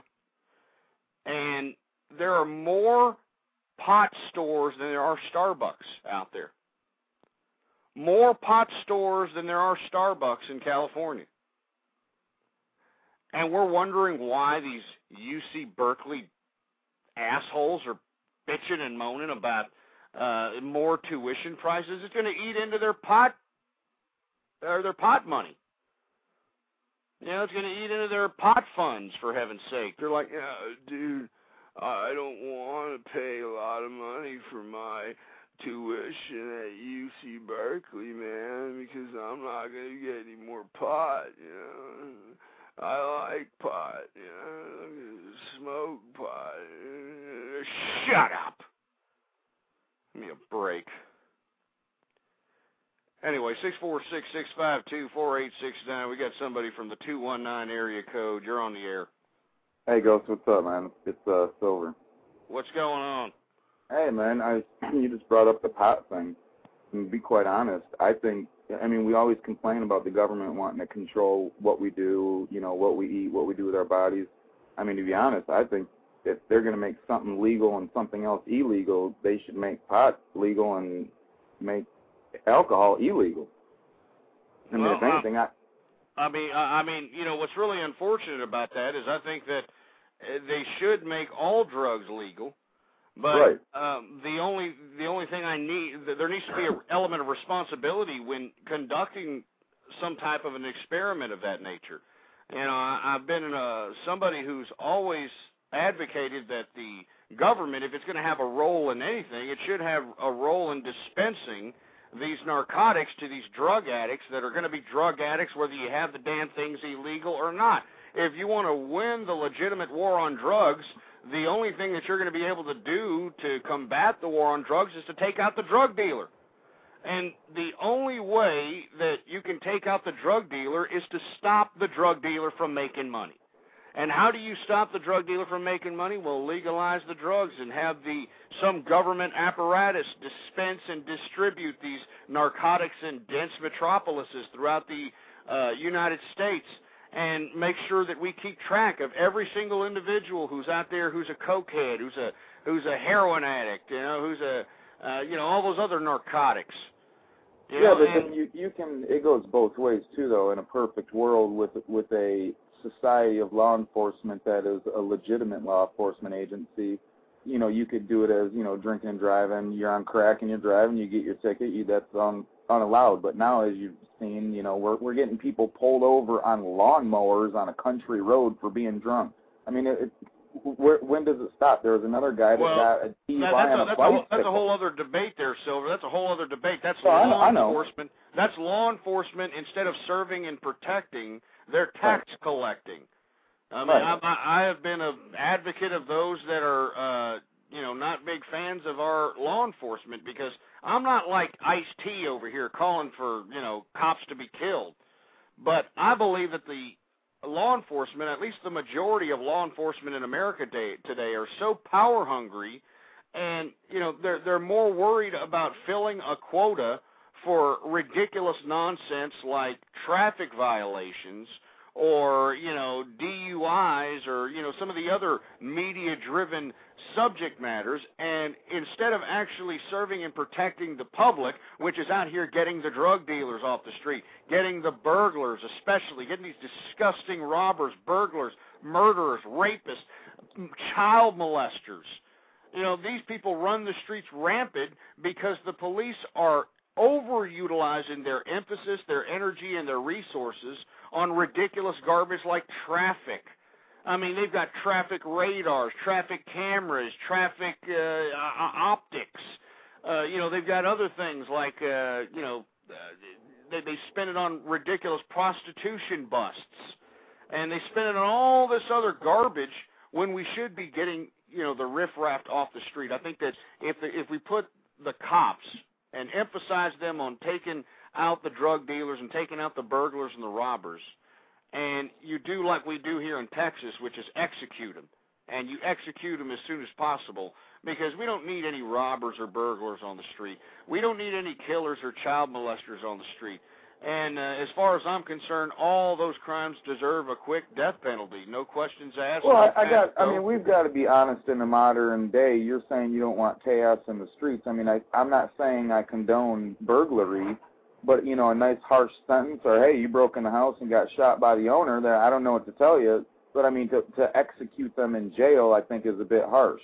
But, I mean, if you were to legalize drugs, hey, you want to put it in your body, that's fine. Now, if you hurt somebody else or injure them, here's the fines and the fees and the jail time you're going to have to pay. Now, you want to murder someone? Well, you're executed. That's just the way it is. That'll shut that up real quick. Well, no, I believe in the old John Lockean philosophy that if one infringes upon your property, if one takes it upon themselves to try to basically take your property from under you, you are within your moral right to dispense a fatality on that ridiculous individual attempting to take your property. And I feel that individuals that are out here robbing, and they're doing burglaries, and they're jeopardizing the integrity of our system in that fashion. Because the only reason that we are civilized is because we can all covet goods and materials and food without, a band of Neanderthals or barbarians coming in and ravaging the whole place at will. So this is why I believe that, we need to overemphasize the fact that these burglars and especially these robbers out here who jeopardize the integrity of the system and jeopardize the integrity of those of property in general. I think these individuals are a bigger threat to America than murderers themselves, in my opinion. And I think that if you rob, or if you go and commit armed robbery, if you burglarize somebody's house, I think that you should just be executed. Fine and dandy. I mean, that would definitely deter all these morons. Instead of going out there trying to get a quick buck by robbing somebody's house or attempting to rip somebody off in some fashion, they're going to think twice about it, because they're going to get executed if they get caught doing it. So as a result, what are they going to have to do? They're going to have to be productive members of society. They're going to have to go out and work, not collect entitlements and be some mooching-ass bastard. Oh, I understand where you're coming from. I just think it's in the society of modern day that we live in our country. I'm not saying any other country. I think it's a bit harsh, but I mean, the part that just it fathoms the mind is the fact that hemp used to be grown in this country, not THC bearing, just hemp, and it can be used for so much. I mean, when do people look around and realize how bad we're getting screwed on everything? It's all about profit, everything, the police, and it all has to do with this damn UCC law. It's common law versus UCC law. I guess where I'm going with this is when you first started this conversation, when I came into your chat, Tiger Bowl called in and said, he'd like $4 or $5 million on Washington. And he wasn't saying violently, just saying lock it down, saying enough's enough. And you said, no, we got to vote. My question is, what if we don't get to that vote? They're trying to push health care on Saturday. They've got a couple other, and there's gun control in that health care bill as well. They're going to try to push other things before December. What if we don't make it until next year, November? What if, I got a perfect answer for you there, Silver. That's too bad. I mean, it's our fault. We're idiots. We're dumb. We should have been smarter. We should have been participating in this government. We were given the greatest opportunity in the world. We had the opportunity to live like kings, and we've got a whole country of people begging to exchange it to live like peasants.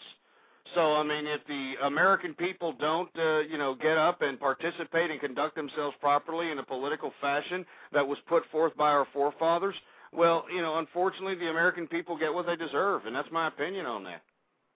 Well, I mean, would we have what we have today if our forefathers just got up and simply voted with the people? Hey, we think we want this to be a republic, so why don't we vote on that? No, it was all-out war.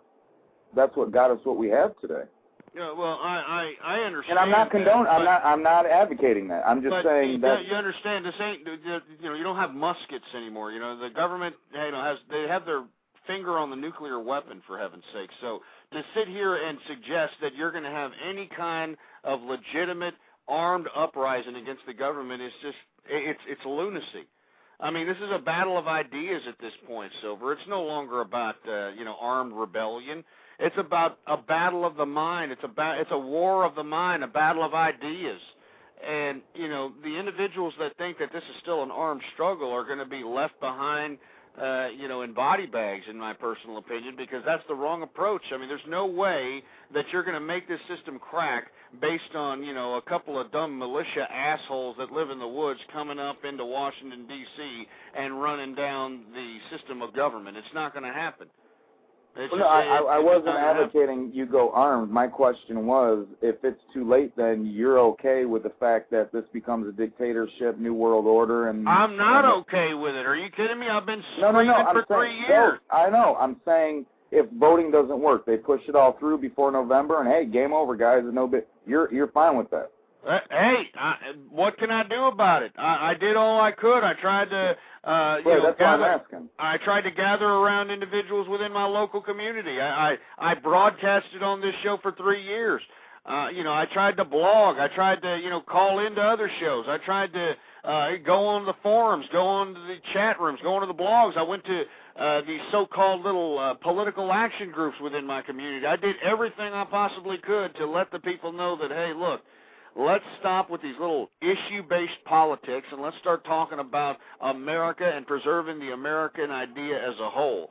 And instead, everybody's out here with their stupid little dumbass egos wanting to put their faces in the paper or in the tube or on the radio or whatever the case might be, and they decided to, run with this, idea of them being the next Mao Zedong or some crap. Look, Silver, I know that there's a lot of these New World Order people and there's a lot of these conspiracy theorist individuals that believe that we need to rise up and, have some sort of chaotic uprising against the powers. And let me tell you, I'm not denying that there are obvious powers that are trying to supersede the authority of the American Constitution.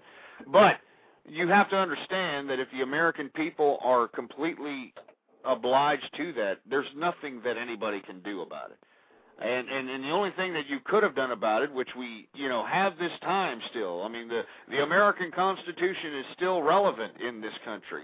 And the only thing we can do, and I've been telling everybody to do this for 3 years, is to go out and conduct debates.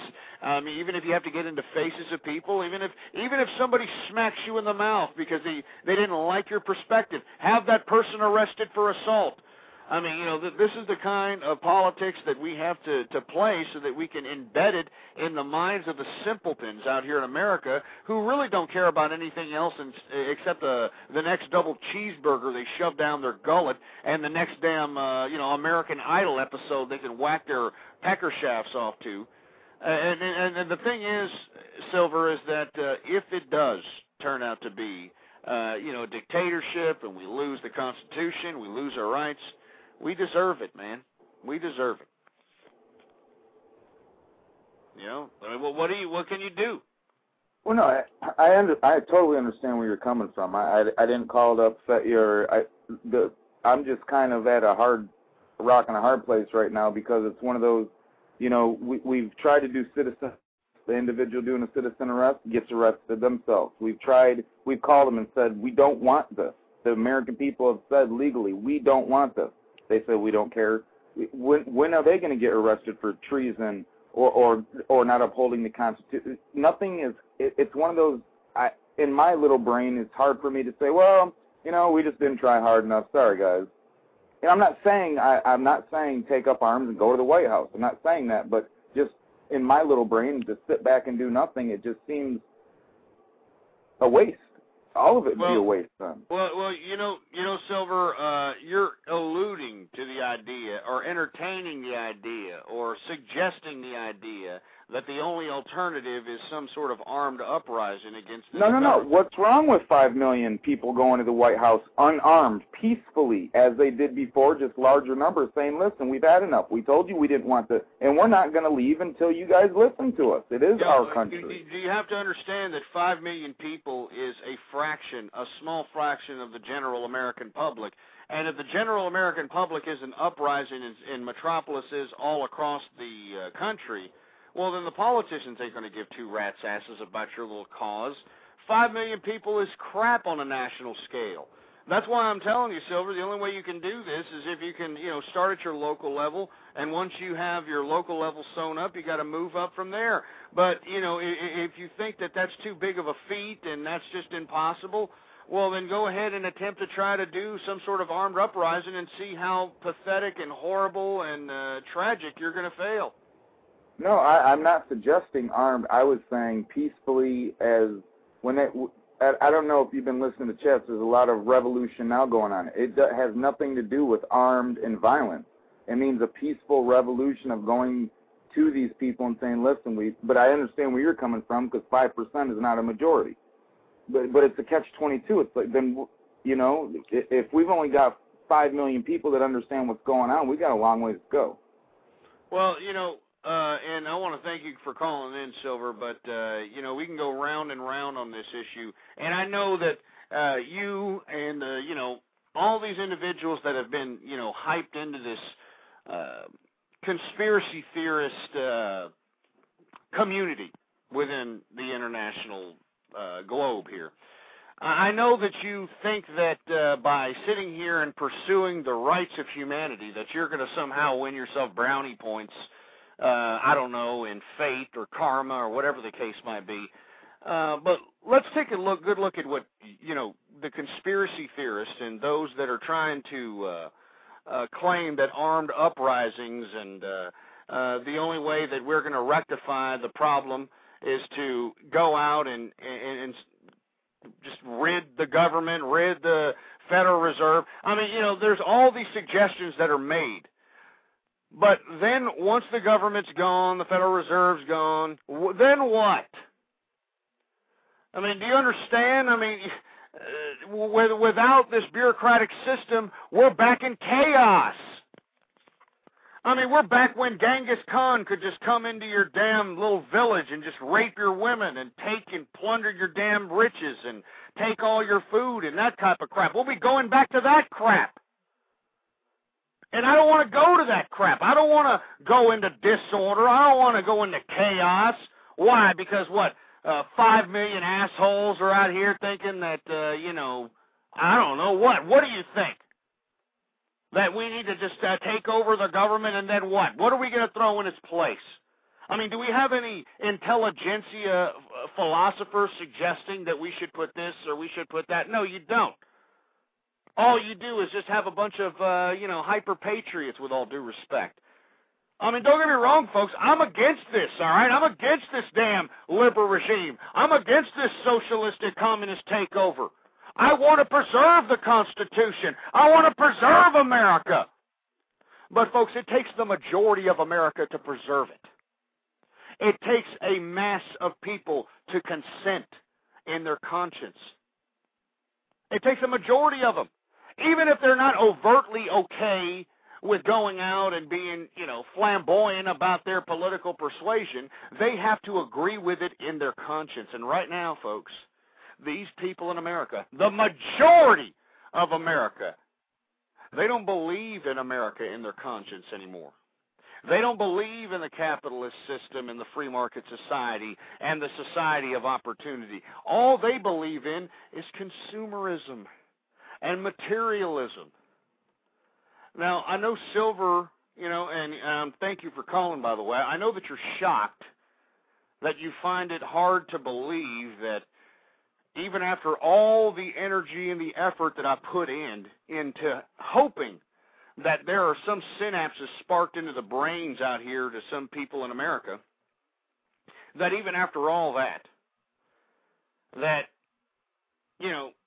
this authoritarian international consortium or this authoritarian communist idea, whatever, the nullification of the Constitution, whatever the possibilities may be, if it happens because of our own free will. Because we allowed it to happen.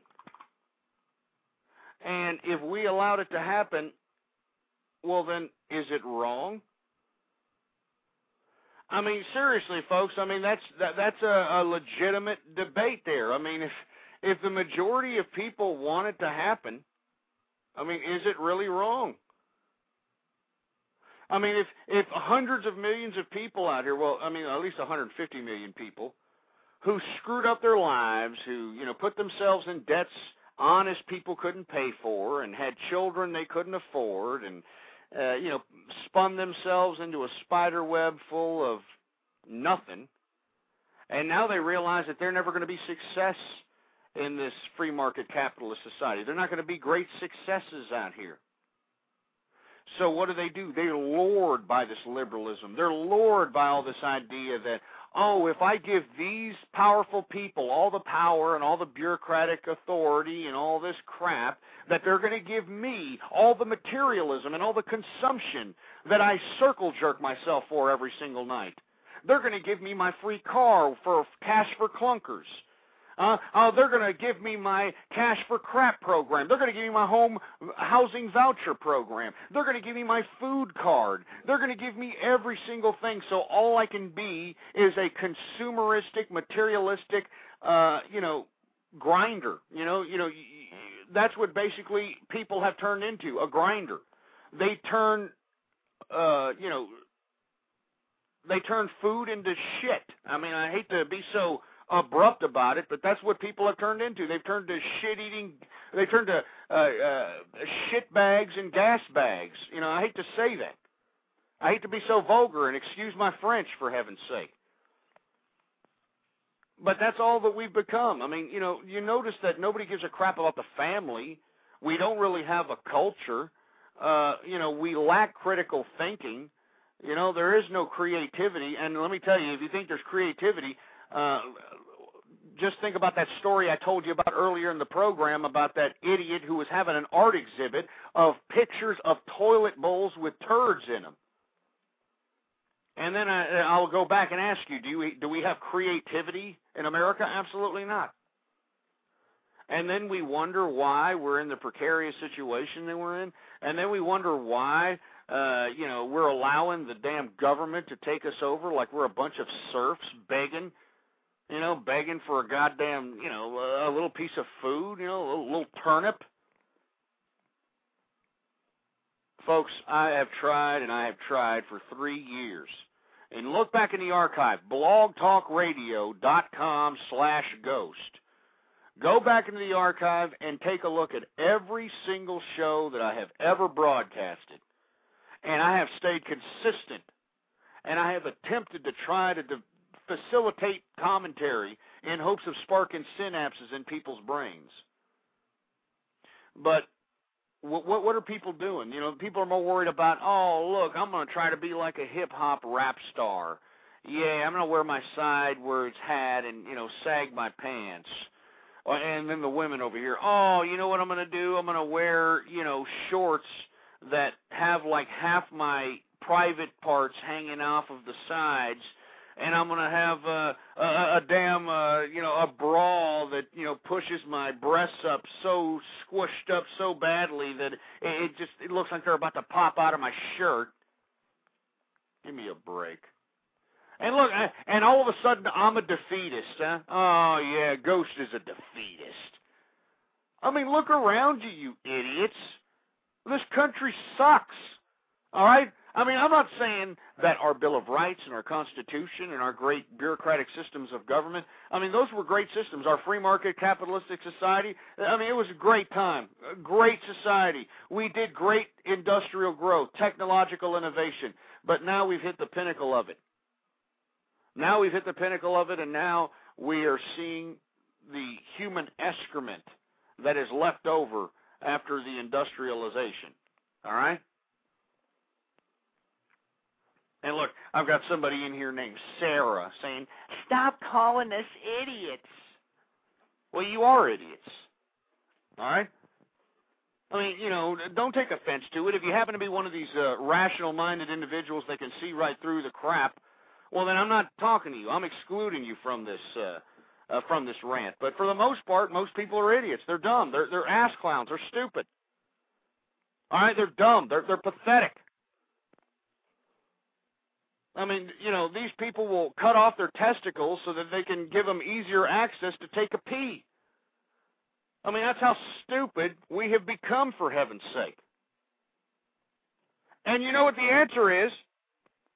The answer is just participating in this government. This government was made for the people and by the people. Why don't you repeat that in your goddamn head for a little bit? For the people, by the people. For the people, by the people. For the people, by the people. For the people, by the people. For the people, by the people. For the people, by the people. For the people, and by the people, you piece of...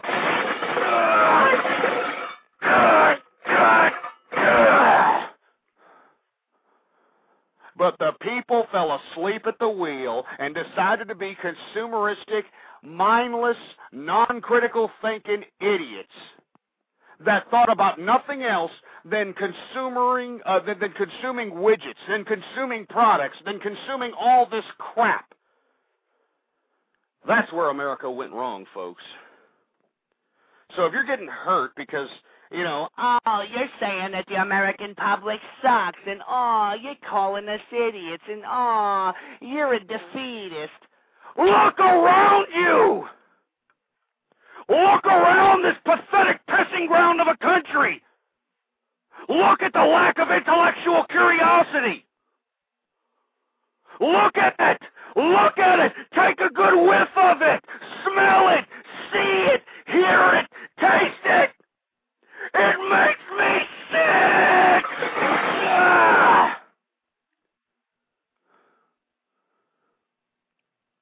I mean, obviously, you stupid cesspool-loving scoundrels, you damn fart knockers out there are completely used to this type of ridiculous vermin. I mean, obviously, you're used to this type of lifestyle of just, you know what, accepting this ridiculous, grotesque environment that we now call the norm. I mean, give me a break.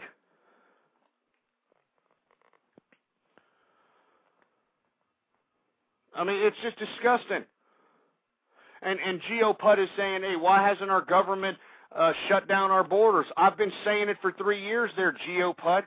Because they are trying to ruin the sanctity and the integrity of America itself. All right? I mean, haven't you noticed that you're seeing a lot more people speaking Spanish around here in other countries? Huh? Yeah, Geo put, it is your fault. It is your fault that these politicians aren't doing anything to close our border, that aren't enforcing our immigration laws. It is your fault. It is your fault because you know what you did, you know, with all due respect, maybe not you directly, but a lot of these people out here, they hire these illegal alien child care providers, or they hire some, you know, lawnmower, you know, landscaper asshole who doesn't have, you know, the appropriate papers, but because he does, you know, your whole lawn for a 20 spot, you don't ask no questions and he tells no lies, all right? Another thing that happened was the fact that you have all these business individuals, corporate America and small businesses, that lobbied for a lack of true legislation upon immigration because they sold this idea to our politicians that illegal immigrants were good for America. They were good for the economy. All right? That's why. Look at Geo put, he doesn't know where illegal aliens come from and why they come here. They come here because of our money, you dumbass. All right, they come from a pissing ground called Mexico where you're either filthy rich or you're dirt poor. All right? You're either filthy rich or you're dirt poor. I mean, there's no middle class in Mexico. All right? That's why these idiots are coming over here, because they have no problem, unlike Americans, which are so pretentious and, you know, I mean, the American work ethic, let's be honest, folks, it sucks, and, you know, all these idiots want high pay in dollars. I mean, you want to talk about bad work ethic, take a look at the union jobs out of Detroit, and then you got these assholes in Detroit pissing and moaning like, hey, why did you leave Detroit, baby? Why did GM and all there leave Detroit, baby? I'll tell you why they left Detroit. They left Detroit because of the unions basically strong-arming the corporations into not only paying you $95,000 to stand in an assembly line, but you also strong-arm the corporations into paying you these ridiculous benefits until you're 110 years old, crapping out of a damn, colostomy bag. And all those costs ended up, backing up on one another, and lo and behold, the corporations left. Now you've got Toyota and all these other foreign companies coming over here, acting as though they're so patriotic, building plants in America, calling their Toyota-branded cars American-made, and what are they doing? They're paying you jack. They're paying, what is it, $14 an hour, $15 an hour now? And why are they doing that? Well, because they can. And because the American work ethic screwed us up. It screwed us up bad. Unionism and, this whole idea. It is our fault. It is our fault, okay? We're stupid. It doesn't take a brain scientist to understand that the people as a whole need to stand up and take responsibility for their presence in society. And if you look back at any point in history, and in any country's history, the people at some point took accountability for themselves. If you look at the English Revolution, the different classes and the different shopkeepers and the different groups of people, they had an opportunity. They made sure that their constituency and individuals that represented them were represented. But nobody wants to be represented in America. People are just too pretentious. They're like, me. I want this, I want that. And it is our fault. All right? I know that, a lot of you hyper-patriots out there that think that, America is so great right now, even though we're bowing down to liberalism and, in the midst of a liberal regime and a socialist transition, not by force, by acceptance, by allowance, by silence, by, these people want this liberal regime. These people want a socialist healthcare system. These people want stimulus package checks. These people want communism and socialism. So how the hell are you going to stop 150 million people who believe that they'll never become winners in a capitalist free market society, how are you going to convince these losers that capitalism is the way to go when you've got these damn bureaucrats on the liberal regime telling them that they'll give them a Cadillac in every driveway, a chicken in every pot? They'll give them everything from here, from under the sun, for heaven's sake. That's why. And you know what, folks? It is our fault. It's my fault. It's your fault, because we are a part of the American people. It's our fault. We didn't conduct ourselves properly in this political process. We didn't demand opportunity, because that's what we should be demanding right now, folks, not handouts. We shouldn't be demanding to be serfdoms, or to be put into serfdom, excuse me.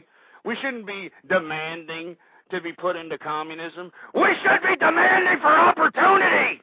Because opportunity built America, folks. It built America. Remember that? The land of opportunity, you ass clowns?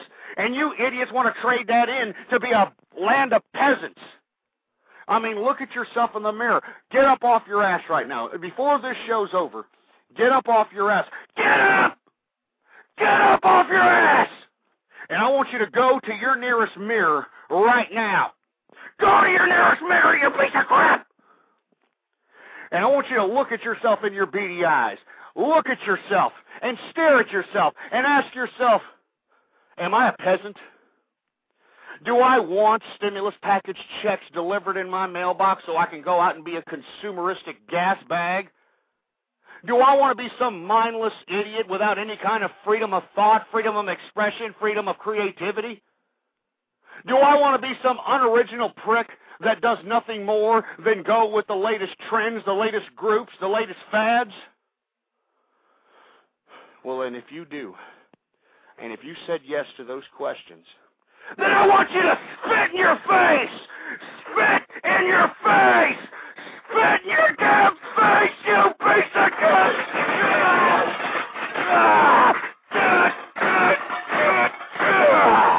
Spit in your face! Spit in your damn face, you stupid piece of milk and liquid crap! Spit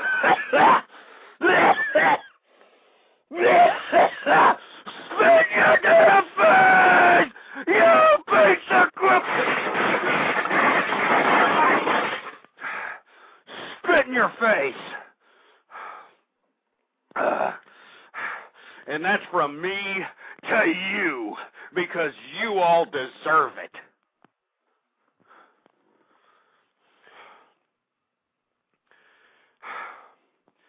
You all deserve it, you piece of crap.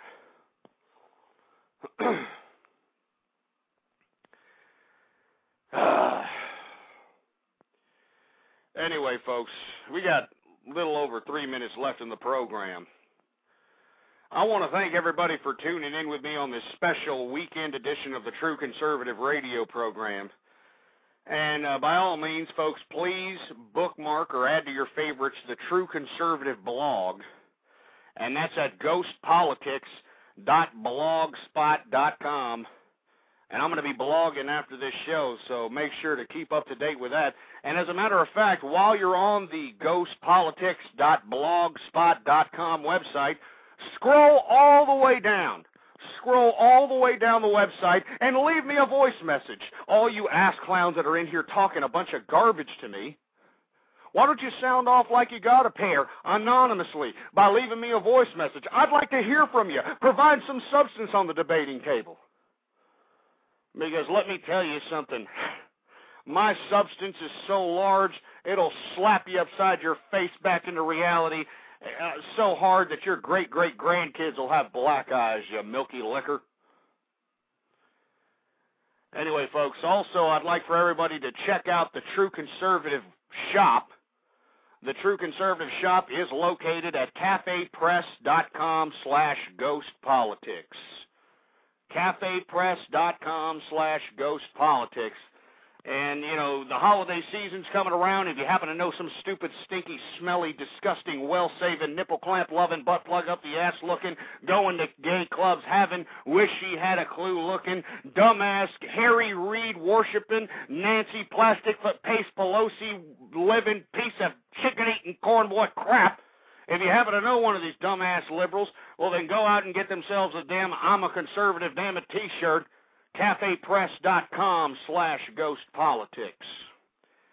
Anyway, folks, I want to thank everybody once again for tuning in with me to this, once again, special edition of the True Conservative radio program. And if you appreciate the commentary, if you appreciate the show, please, folks, patronize the sponsors. All right? Anywhere, just patronize them. It's a freaking click, you cheap bastards, all right? It's not like I'm asking you to sit here and go out and buy this and buy that. It's a freaking click. So if you happen to be on blogtalkradio.com/ghost, well, then hook me up with a couple of clicks. If you happen to be on ghostpolitics.blogspot.com, hook me up with a couple of clicks, for Christ's sake. It gives me some clout, for heaven's sake, with these milky lickers that are actually hosting my content. So help me out. Don't be some stupid, ass-tickling, dumbass, anal-fisting fruit bowl that's just sitting here being a gas bag and not contributing. Why don't you help out the True Conservative radio program by not only spreading the word about it, but clicking a few sponsors, all right? Take your G.I. Joe with a condom on it out of your anal passage and do something. Anyway, I'm out of here. Long live the conservative movement and death to feminism. Boar's Head is bringing a slice of Japan to the deli. Introducing Boar's Head Ichiban Teriyaki-style chicken.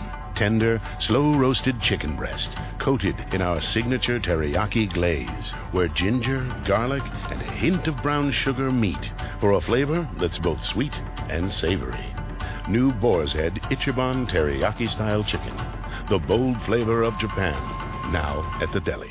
Only from Boar's Head. Compromise elsewhere.